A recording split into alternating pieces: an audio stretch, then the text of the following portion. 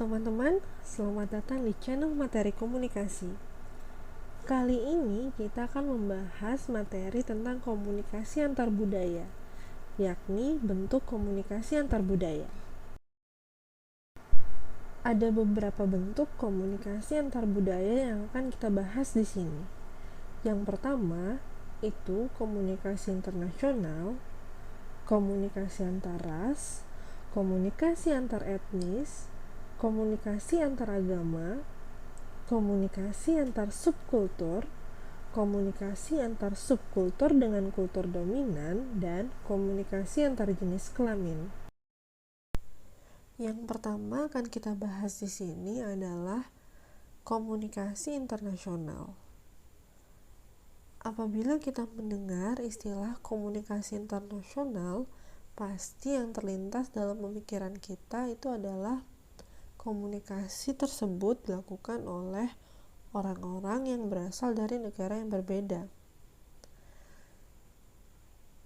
Sebagaimana definisi dari komunikasi internasional itu sendiri, bahwa komunikasi internasional adalah komunikasi yang dilakukan oleh komunikator yang berasal dari suatu negara atau yang mewakili negara tersebut untuk menyampaikan pesan-pesan yang berkaitan dengan kepentingan negara kepada komunikan yang juga berasal dari negara yang berbeda atau mewakili negara tersebut.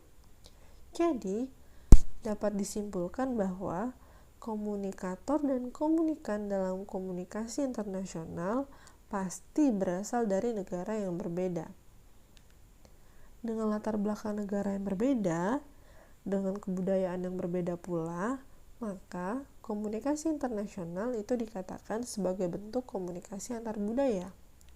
Komunikasi internasional ini sering dilakukan oleh pemimpin atau wakil negara, seperti presiden, perdana menteri, dan lain sebagainya. Kita masuk ke bentuk komunikasi antar budaya yang kedua, yakni komunikasi antar ras. Komunikasi antar ras itu adalah komunikasi yang terjadi antar orang-orang yang berbeda ras. Ras atau suku bangsa adalah sekelompok orang yang ditandai dengan ciri-ciri biologis yang sama. Misalnya, orang Amerika yang ditandai dengan kulit putih dan rambut pirang, atau orang Indonesia yang ditandai dengan kulit sawo matang.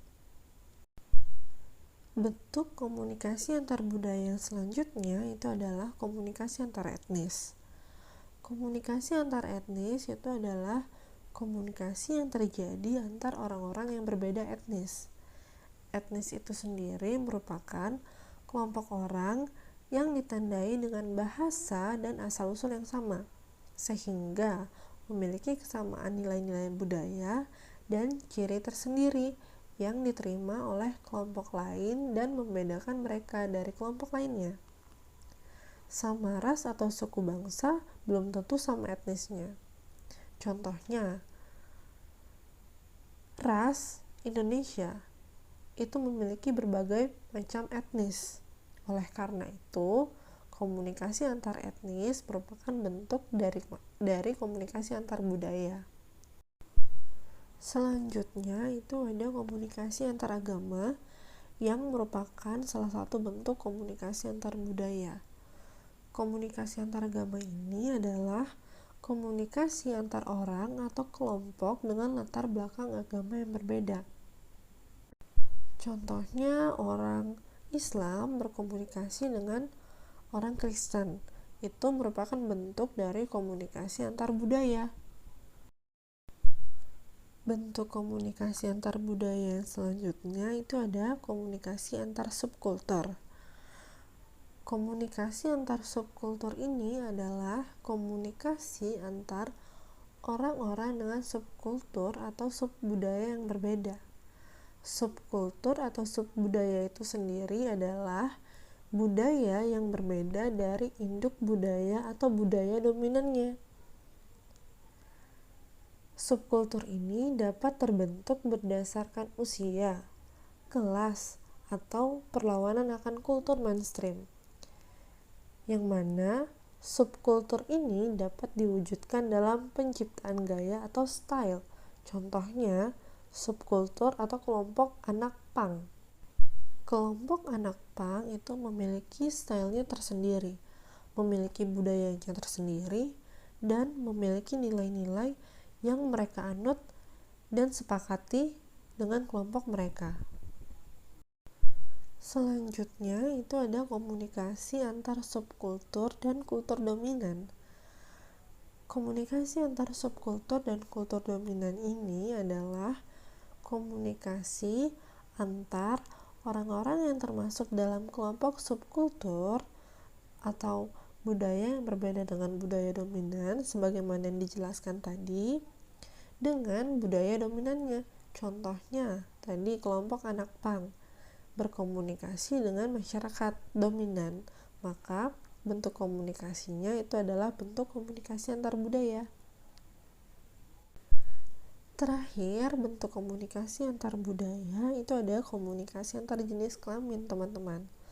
Komunikasi antar individu yang berbeda jenis kelamin itu adalah komunikasi antar jenis kelamin. Kenapa komunikasi antar jenis kelamin ini dikatakan sebagai bentuk komunikasi antar budaya?